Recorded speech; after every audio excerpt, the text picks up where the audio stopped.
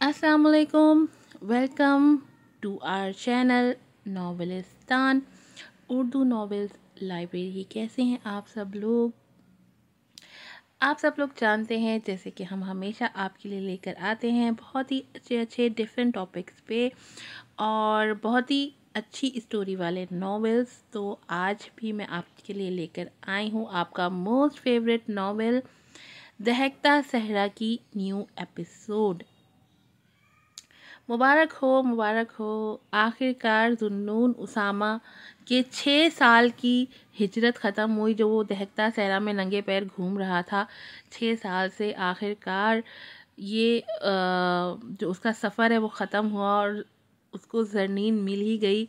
भले से ज़रनीन जो है उसका मिजाज बिल्कुल भी जो है ना नीचे नहीं आ रहा, लेकिन बहरहाल दोनों का निकाह हो गया और जुन्नून की 6 साल की हिजरत जो है वो इख्तिताम पजीर हुई। देखते हैं आज क्या होता है एपिसोड में। जल्दी से एपिसोड को लाइक कर दें, वीडियो को लाइक कीजिएगा, शेयर कीजिएगा, रिव्यूज़ दीजिएगा और बेल आइकन को ज़रूर प्रेस कीजिएगा ताकि तमाम एपिसोड की नोटिफिकेशंस आपको वक्त पर मिल सकें। नॉवेल है दहकता सहरा, राइटर हैं सारा। एपिसोड नंबर है 34, राइटर हैं इसकी सारा। ताहद फैले रेगिस्तान में पहली वहशत दिल को दहला रही थी। हर तरफ रेत का समंदर अलग ही मंजर पेश कर रहा था। ऐसे में वो पसीने से शराबोर घुटनों के बल बैठा हाँप रहा था। हलक में प्यास की शिद्दत से कांटे उगाए थे, पानी मिलना महाल था। ताहद निगाह में अगर कुछ था तो सिर्फ रेत और सर पर आग बरसाता सूरज, जो ऐसा लग रहा था सवा नेज़े पे था। मैं थक चुका हूँ मालिक, अब तो रहम फरमा दे। खुश्क पपड़ी ज़दा होंठों से अल्फाज सरगोशी की मानंद निकलते फ़ज़ा में फैल गए थे। स्याह आँखों में बरसों की थकन नुमाया थी और दिल जैसे ढह जाने को तैयार था। अभी से थक गए, अभी तो बहुत सफ़र बाकी है। अकब से उभरती आवाज़ दिल की धड़कनें रोक गई थी। लहजे का सर्दपन रगों में खून जमा रहा था। पीछे मुड़ने की हिम्मत अब बची ही कहाँ थी। तभी तो सख्ती से आंखें मीचे वो सर झुका गया। मैंने भी ये सहरा पार किया है, क्या तुम्हें मेरी अजियत नज़र नहीं आती? अब के आवाज़ सामने और बेहद नज़दीक से उभरी। वो करंट खाकर आंखें खोल गया, जहाँ वैसे ही सियाह लिबादे में सर से पांव तक छुपे वो दो जानों उसके सामने बैठी थी। उसका सवाल नहीं, कोई जहर में डूबा नश्तर था जिसने उसके सीने को छलनी कर दिया। तड़प कर उसका चेहरा अपने हाथों के प्याले में लेते वो पेशानी उसके नम माथे से टिका गया। नज़र आता है, सब नज़र आता है, बस कह नहीं सकता जाना।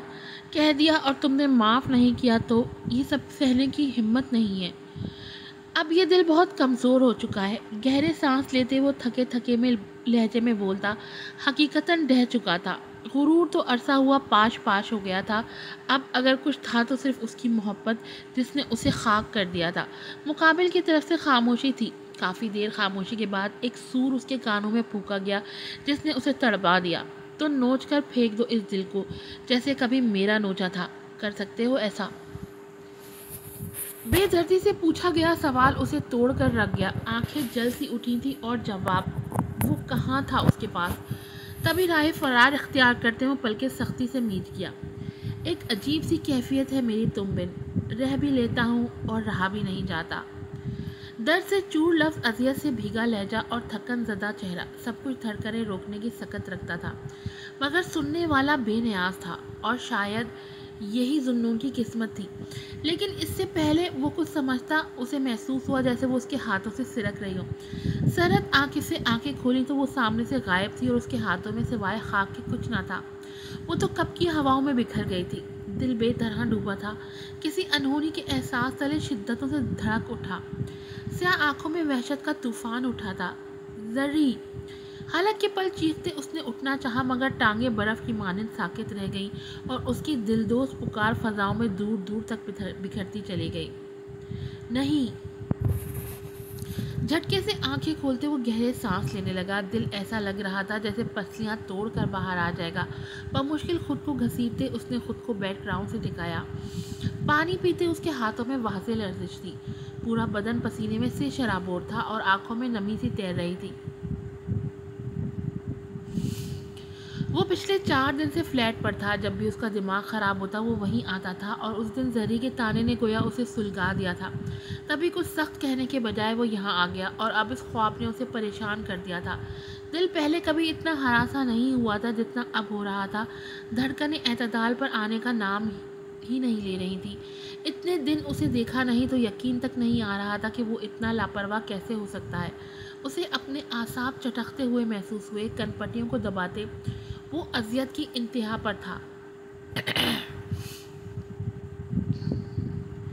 سرخ رنگ فراک کے ساتھ چوڑی دار پاجامہ، بال سلیقے سے بنائے، وہ سر پر سرخی دوپٹہ اوڑھے دلکشی کی حدوں کو چھو رہی تھی۔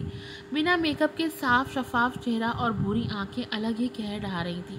ذنون کا دل شدتوں سے دھڑک اٹھا۔ کچھ دیر پہلے ہوئی بدمزگی سرے سے ہی غائب ہوتی ایک نیا سرور بخش گئی تھی، جس کے زیر اثر اس کے عنابی لب مسکرا اٹھے۔ رب نے بھی کہاں لا کر اسے گھٹنوں کے بل گرایا تھا کہ سامنے تک نہ توجہ دی تھی۔ اس کی ایسی بے نیازی نے اسے بے بسی سے ہنسنے پر مجبور کر دیا۔ اس کے ہنسنے کی آواز اسے چونکا گئی۔ وہ سرحد سے مڑی جہاں وہ سامنے کاؤچ پر بیٹھا اکیلا ہی مسکرا رہا تھا۔ اس کی ایسی حالت نے زری کو حیران کر دیا۔ پچھلے 4 دن سے وہ غائب تھا۔ اس دن کی جھڑپ کے بعد وہ جانے کہاں چلا گیا تھا۔ پیچھے وہ ہراساں ہو کر رہ گئی تھی۔ اسرا بیگم اور رانیہ کی کوششیں ہی تھی جو خود کو کمپوز کر پائی تھی، ورنہ وہ تو بن بلائے مہمان کے جیسے سلوک کرتا گدھے کے سر سے سینگ کی طرح غائب تھا۔ اب اسے اتنے دن بعد اپنے روبرو پانا اور یوں بلا وجہ اس کا مسکرانا زری کو آگ لگا گیا تھا۔ کیوں تھا وہ اتنا شفاق کہ اپنے کیے تک کا احساس نہ ہوتا تھا؟ پوچھ سکتی ہوں کہاں تھے تم؟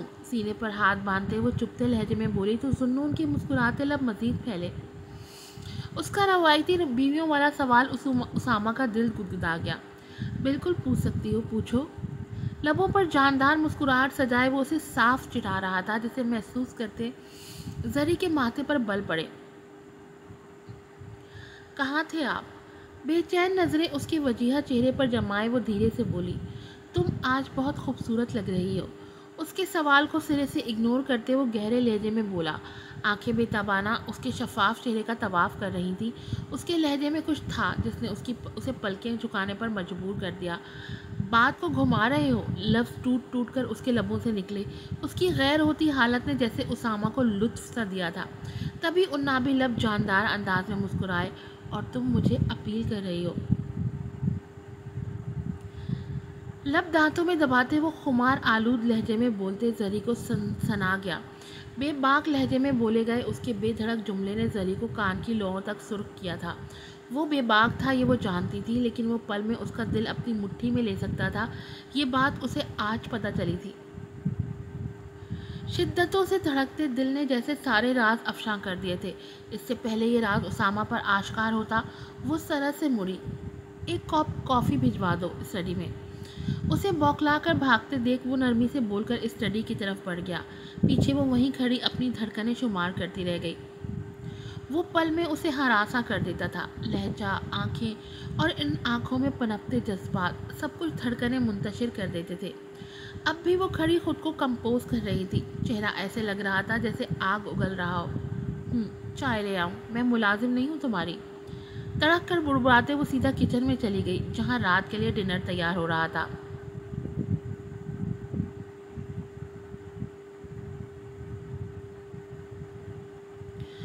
وہ پچھلے 4 دن سے خوار ہو رہا تھا، لیکن مجال ہے جو اسے سکینہ خاتون کا گھر ملا۔ سارا دن خوار ہونے کے باوجود ابھی تک ان کا بتایا گیا ایڈریس نہیں ڈھونڈ پایا تھا۔ صرف اتنا پتہ چلا تھا کہ جس گھر میں وہ پہلے رہتی تھی وہ 6 سال پہلے ہی چھوڑ دیا تھا انہوں نے۔ اب ان کا ملنا معاوضہ ہی ہو سکتا تھا، اور وقاص احمد کو کسی معاوضے کی کوئی امید نہیں تھی، کیونکہ معاوضہ ان جیسوں کے لیے بنا ہی کہاں تھا۔ یاسیہ سے سوچتے وہ اس سے پہلے گاڑی کو دائیں طرف موڑتا، سامنے سے سڑک کراس کرتی ایک خاتون اس کی گاڑی میں زد آتی دور تک پھسلتی چلی گئی۔ سرحد سے گاڑی کو روکتے وہ پھرتی سے باہر نکلا، ان کی طرف بھاگتے وہ دیکھ سکتا تھا کہ وہ اچھی خاصی زخمی ہو چکی تھی۔ اٹھنے کی کوشش میں وہ ہلکار ہو رہی تھی جب وہ ان تک پہنچا۔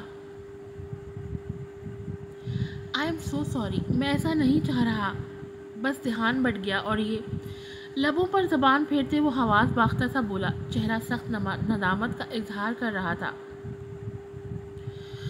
کوئی بات نہیں، شاید میں نے بہت جلدی کر دی۔ اس کی شرمندگی کو کم کرتے وہ اس کے بڑھائے ہوئے ہاتھوں کو تھامتے اٹھی، مگر پاؤں میں اٹھتے درد نے انہیں پھر سے لڑکھڑا دیا۔ بہرحال غلطی تو میری ہی تھی، آئے آپ کو ہاسپٹل لے چلوں، لگتا ہے گہری چوٹ آئی ہے۔ ان کے گھٹنے اور پاؤں سے رستے خون کو دیکھتے وہ شرمندگی سے بولا، ضرورت نہیں ہے بیٹا، میں ٹھیک ہوں۔ وہ اس کے خوبرو چہرے کو غور سے دیکھتے تجاہل عارفانہ لہجے میں بولی، نہیں ٹھیک نہیں آپ، بس آرام سے چلیں، میں ابھی آپ کو ہاسپٹل لے جاؤں گا، آئیں پلیز۔ ان کے انکار کو سرے سے نظر انداز کرتے وہ انہیں لیے گاڑی کی طرف بڑھ گیا۔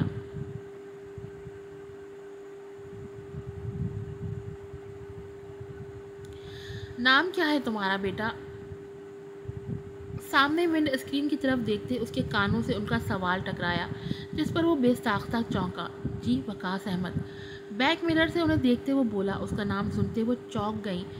باپ کا نام؟ اب کی بار پوچھا گیا سوال اسے حقیقتاً چونکا گیا، وہ کچھ الجھا۔ جی آصف احمد۔ الجھی نظروں سے انہیں دیکھتے وہ مختصراً بولا، اور اب کی بار دیا گیا جواب ان کے تمام تر خدشوں کی تصدیق کر گیا۔ وہ ساکت سی اس کا چہرہ دیکھتی رہ گئیں جو الجھی نظروں سے انہیں دیکھ رہا تھا۔ یہاں رہتے ہو؟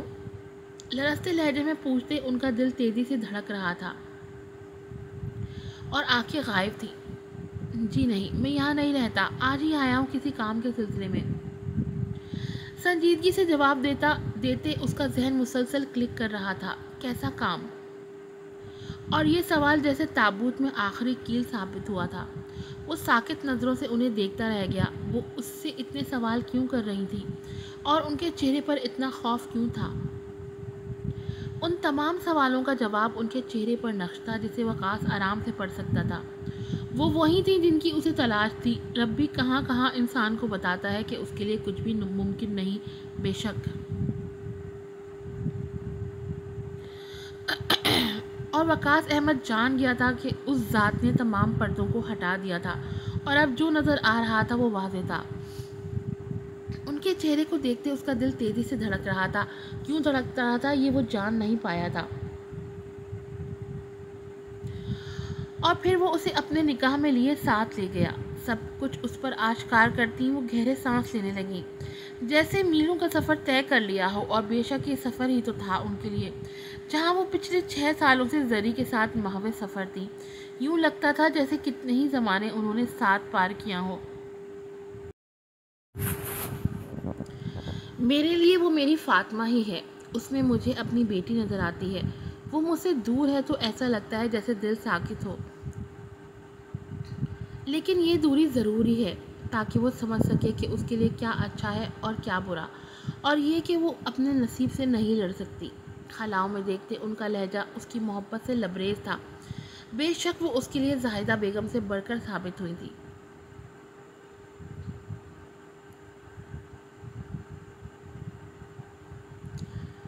کراچی میں ہے نا وہ؟ کب سے ساکت بیٹھے وقاص کے لب دھیرے سے ہلے۔ انہوں نے اثر اسبات میں ہلایا تو وہ تھک کر آنکھیں مون گیا۔ ان کے بتائے ایک ایک لفظ نے گویا اس کے پورے وجود کو اندیکھی زنجیروں میں جکڑ لیا تھا، جن سے رہائی ناممکن تھی۔ وہ دنگ تھا اس ذات کی کرامات کو دیکھ کر جس نے پچھلے 6 سال سے انہیں آنکھیں رکھنے کے باوجود اندھا بنائے رکھا۔ کیا اس کے لیے کچھ مشکل تھا؟ بے شک نہیں۔ آج وہاں ہسپتال میں ایک کمرے میں موجود صوفے پر بیٹھے وقاص احمد کا رواں رواں رب العزت کی کبریائی کے سامنے کانپ رہا تھا۔ وہ کتنے حقیر تھے اس پاک ذات کے سامنے، اور پھر وہ خود کو فرعون سمجھتے ظلم کرتے تھے، لیکن نہیں جانتے تھے کہ اس ذات نے فرعون کو تا قیامت تک انسانیت کے لیے عبرت کا نشان بنا دیا تھا، لیکن پھر بھی انسان اندھے منے ایک دوسرے کو ذکر پہنچا رہے تھے۔ تیزی سے دھڑکتے دل کی تمام دھڑکنیں اس کے سامنے سر بسجود تھیں، اور آنکھوں میں شرمندگی ہلکورے لے رہی تھی۔ اب اس کی منزل کراچی تھی، جہاں اس پزل کا آخری ٹکڑا موجود تھا۔ نکل جاؤ اس گھر سے ابھی کے ابھی۔ انگلی اٹھا کر دروازے کی طرف اشارہ کرتے وہ حلق کے بل غراتی اسے ساکت کر گئی۔ آنکھیں لہو رنگ بھیگی ہوئی تھیں اور ان میں ہلکورے لیتا درد وہاں موجود تمام نفوس کو تڑپا گیا۔ میری بات، وہ اس سے پہلے اپنی بات مکمل کرتا کہ مقابل کا سرد سے اٹھتا ہاتھ اس کا گال سرخ کر گیا۔ لب بھیجے وہ سختی سے آنکھیں میچتے سر جھکا گیا۔ نظریں اس کے پاؤں پر جمی تھی جو اس کے کانوں میں سیسا انڈیلتی اسے روح تک تڑپا رہی تھی۔ کیا دیکھنے آئے ہو؟ یہی کہ جس سے مل کر میری زندگی دفنایا تھا وہ کیسی ہے؟ یا پھر یہ کہ جس سے عرصے سے مرا ہوا سمجھ رہے تھے وہ زندہ کیسے ہو گئی؟ میں زندہ نہیں ہوں زندہ، مر چکی ہوں۔ تب مر گئی تھی جب میری ماں نے اپنی آخری سانسیں لی تھیں۔ سنا تم نے؟ سنا؟ مر چکی ہوں میں۔ حلق کے بل چیختے وہ تڑپ تڑپ کر روتی چلی گئی، بے جان قدموں سے زمین پر ڈہ گئی۔ دو زانوں بیٹھتے وہ ان زخموں کو رو رہی تھی جو برسوں سے اس کا سینے کا ناسور بنے ہوئے تھے۔